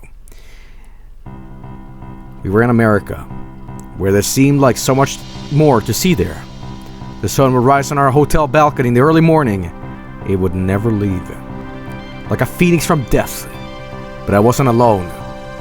I was with a family and a friend. The people I call my brothers and sisters, but this is not going in the direction I wanted. They were the ones who I spent a lot of time with, who I saw at the mall, who we saw it during the summer before, and who I took care of during the winter, all throughout my childhood.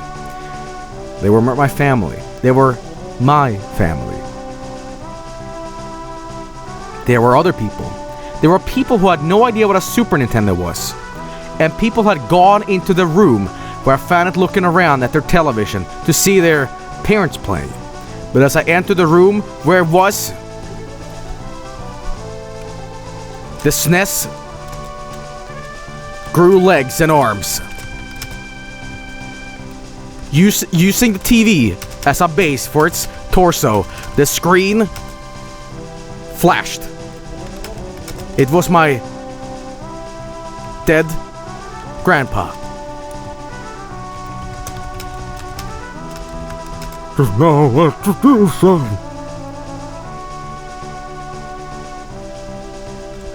I nodded. This was this was no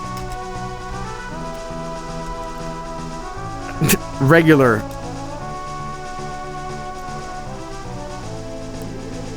quest. This was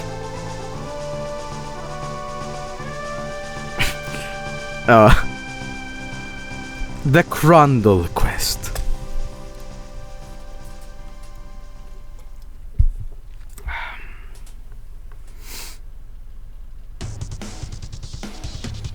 No, this one is so boring. This one is so boring. I'm gonna do a new one.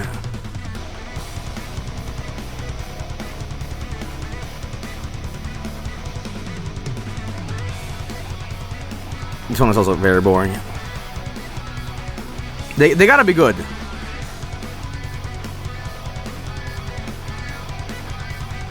Oh, this one is good. This one is good. This one is good.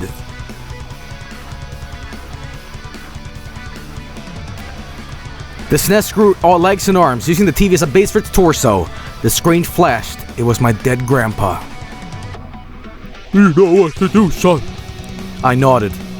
This was no regular quest. This was Crundle Quest. Before we could move back, we found out the Crundle Quest was the beginning of the final battle. So we went back and I completed it. Me and Grandpa? There was no boss this time. Just a bunch of skeletons. Yes, I had to use the skeleton's head as an arm bone. Not very proud of that moment. These were pretty tough enemies. I was in shock at how tough they seemed. So I had to talk with my dad. You know, he said, I thought this Crundle would be much easier to complete than the other one. The one where the guy is in a little pink bikini? We are in the middle of a great battle with the enemies, and I can see a lot of potential with that, with what I've learned. But we can still improve and get better. What a touching story about, you know, Grandpa coming back to life in a Super Nintendo cartridge, and they completed a game together, and like, you know, it was pretty good. It was pretty good. You know, I had a little skeletons in it this time, but, you know, that guy with the pink bikini, yeah, you know, family bonding. We're gonna do one last one before moving on to Morrowind here, so, I'll take a chat suggestion this time.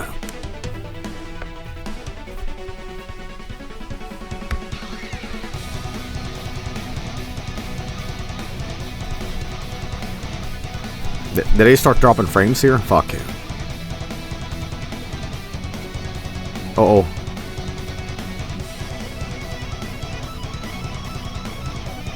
No, we're back. Just slam the keyboard. Okay. Let's see what happens if I do this.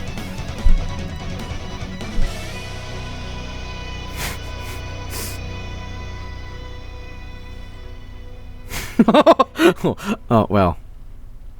I mean, what the fuck did you expect? Well. Okay. Here we go.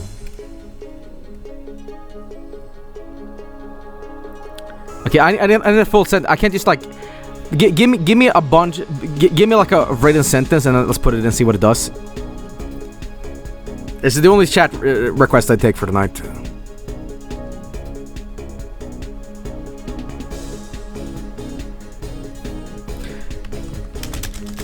This is it, Luigi.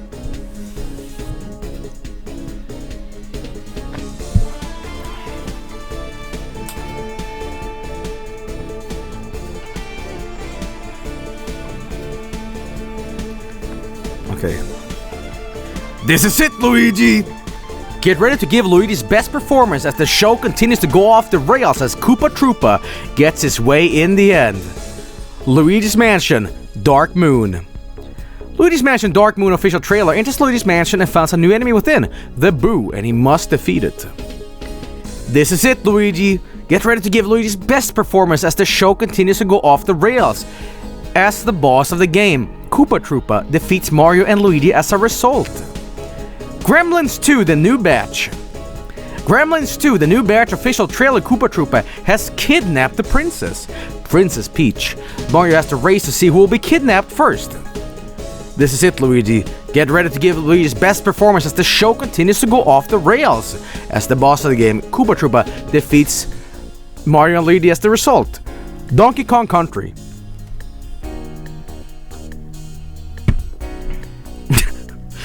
How about this?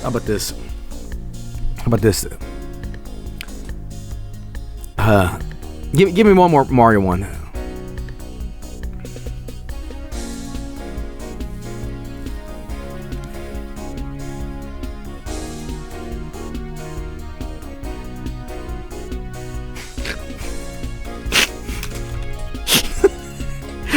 chat request, not me.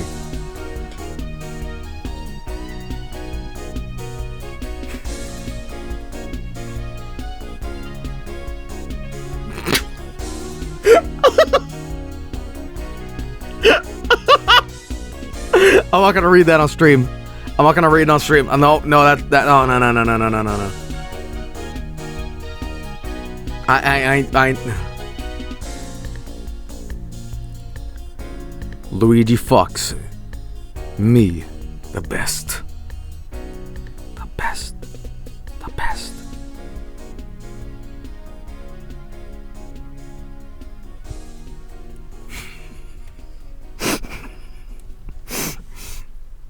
One more Luigi fucks.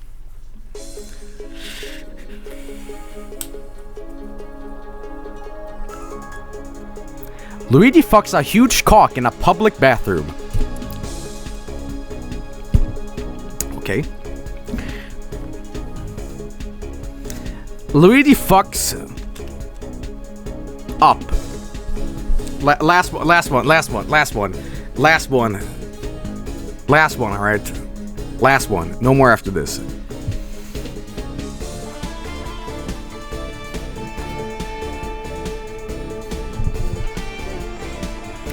Oh, I am not fucking reading this one. I'm not reading this. No, I'm not reading this. This one is just fucking. No,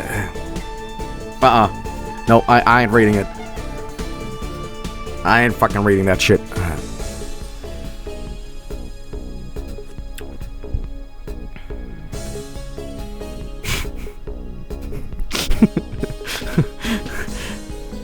This one is just boring. I want to end on something good, alright? I want to end on something good, alright? Coward. No. Shh.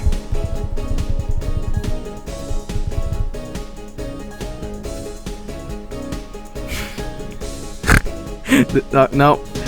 See, I want to give you the absolute best one, alright? Because it's gonna be the last one, alright? It's not because I don't want to read them. It's more so that I want to not bore you guys with, like, you know, Luigi went into the business meeting, shit like that. Like, I want to have it be like something good.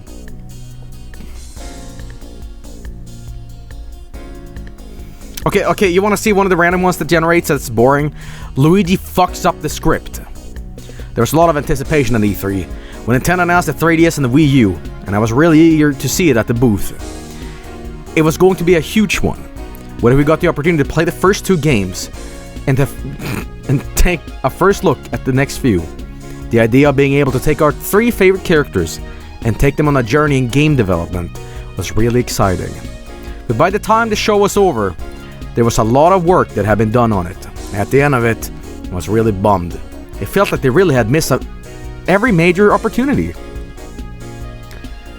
What was the decision-making process like regarding the Wii U and 3DS versions of the game? What game are we talking about? We started working on a 2 version of Animal Crossing New Leaf at the same time, but the game we're working on was based on the 3DS, and it wasn't as fun to look at, so I left it alone and focused on our game. But it... See what I mean? Like, I want it to be something better. How about this? The mayor of Animal Crossing demanded blood. Isabelle did everything she could to stop the bloodshed, but the mayor's evil ways had corrupted the land. Oh.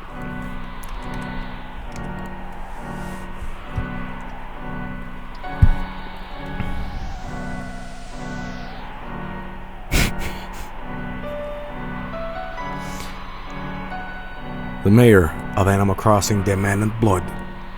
Isabelle did everything she could to stop the bloodshed, but the mayor's evil ways had corrupted the land.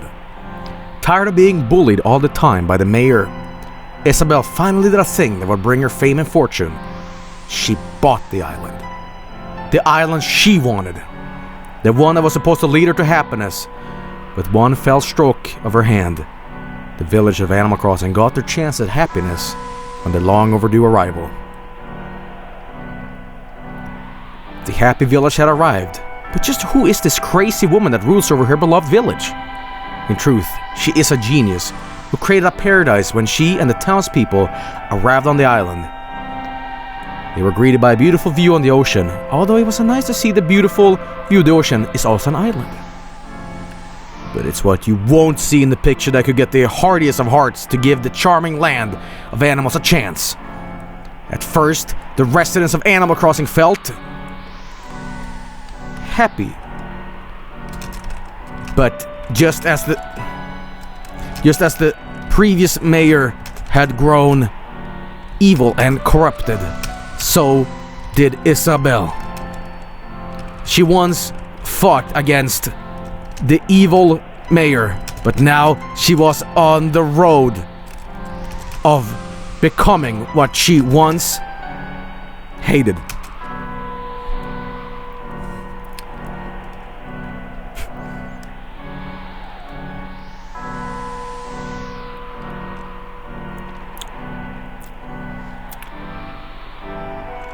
Tortimer kicked the door in.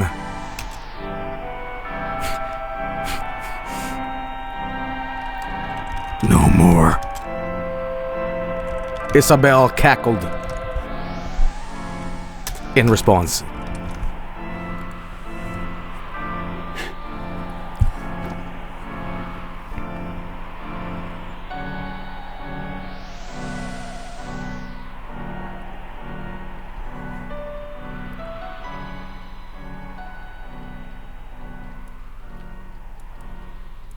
But just as the previous mayor had grown evil and corrupted, so did Isabelle. She once fought against the evil mayor, but now she was at the road of becoming what she once hated. Tortimer kicked the door in. No more. Isabelle cackled in response to his words. Now let's go have a good time, she said. She was now out of the room and she walked for a bit. She then went inside the room and stood in front of the door closet. She pulled the box out, and after she examined it, she had opened the closet to reveal Isabelle. She walked out of the closet and onto the streets. She opened up the car door and stepped out of the car. But it was now after 1 a.m. She was wearing her dark clothes. Her eyes were dark, and her hair was black.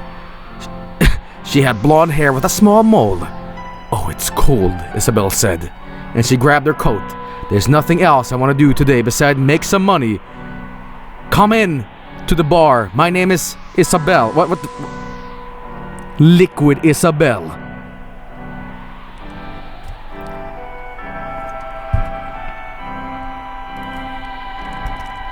Tortimer was so confused. He had a total brain shortage. He died on the spot. Truly, Liquid Isabelle. And her confusing mind games was at the top of her game. The bar, the satanic Animal Crossing bar, applauded as she stepped inside. Yes, and now, to activate the ultimate weapon, Isabelle laughed.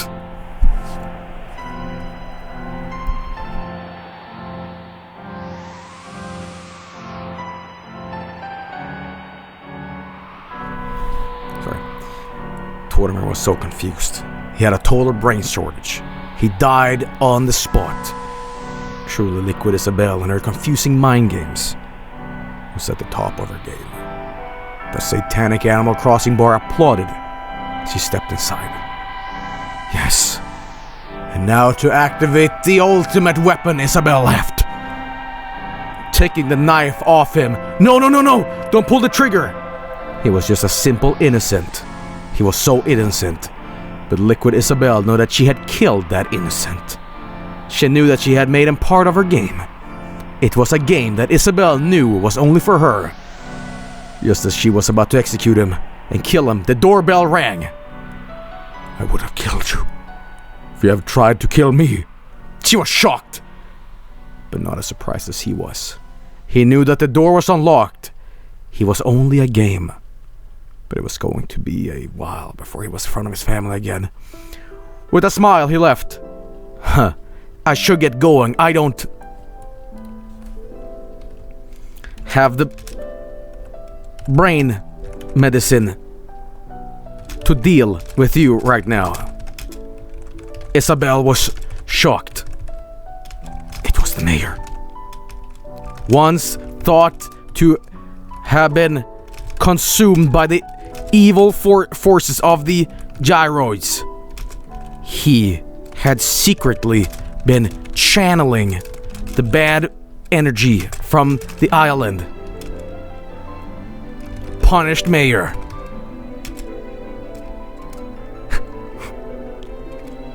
In secret, had saved the island.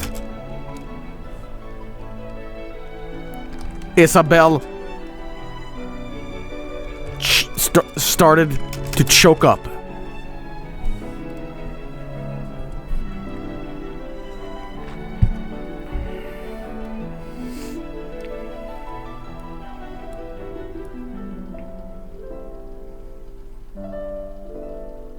Have the brain medicine to deal with you right now. Isabel was shocked. It was the mayor. Once thought to have been consumed by the evil force of the gyroids. He had secretly been channeling the bad energy from the island. Punished mayor in secret had saved the island. Isabel started to choke up. She was in agony. She was the mayor. I was the one getting hit. I can't breathe! She tried to say, but found it was more important to scream instead. She did the same thing I did. She closed her eyes. Her breath came in short, sharp gasps. She kept trying to breathe, but her mind could not grasp the gravity of the situation. Her lungs would not fill. She was going to pass out. The air in her lungs would not help her breathe. She could not fight this. She looked down and saw the mayor's eyes glowed bright red with fury. With the last bit of oxygen in her head, the mayor began to grab Isabel into his arms. The air that Isabel was about to be suffocated in filled the air in the room. Isabel was gone. The mayor let out a scream.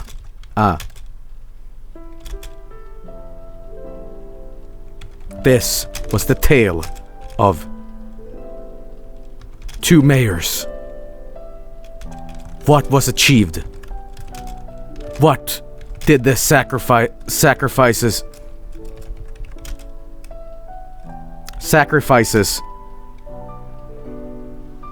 matter in the end? Tortimer rose from his once dead body. I'm alive. The sun rose from what was once believed to be a dead town. Captain proclaimed, "Truly, we were an animal crossing all along, folks." The credits rolled.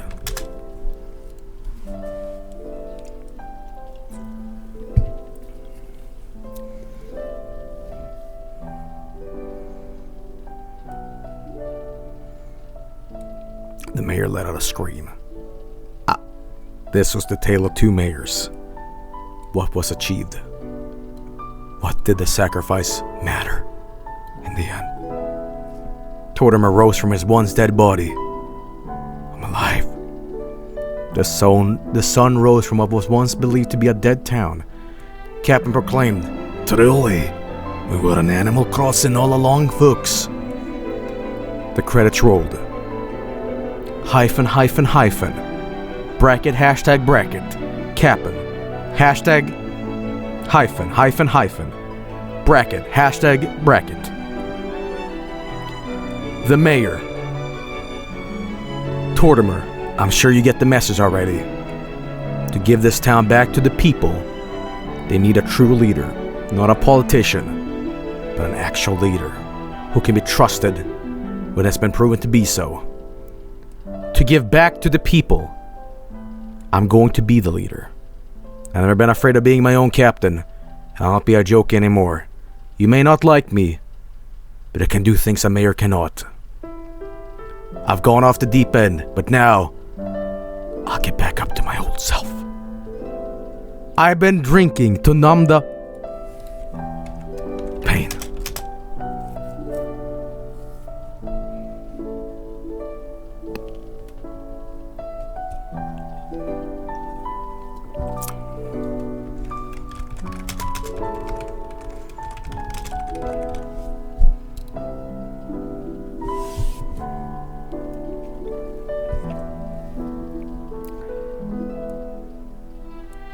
The title sequence of Castlevania Lord's Shadow 2 has been created with 3DS motion sensor.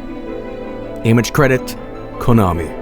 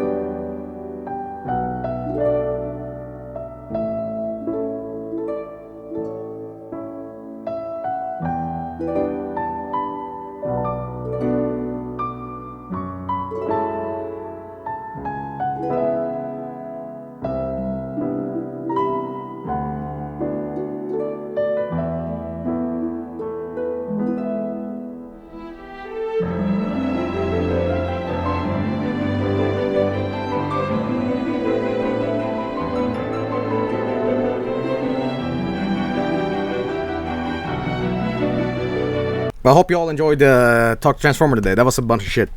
I think my favorite one though was Solid Snake's Taco Bell adventure, killing Otacon and then like becoming the biggest snake.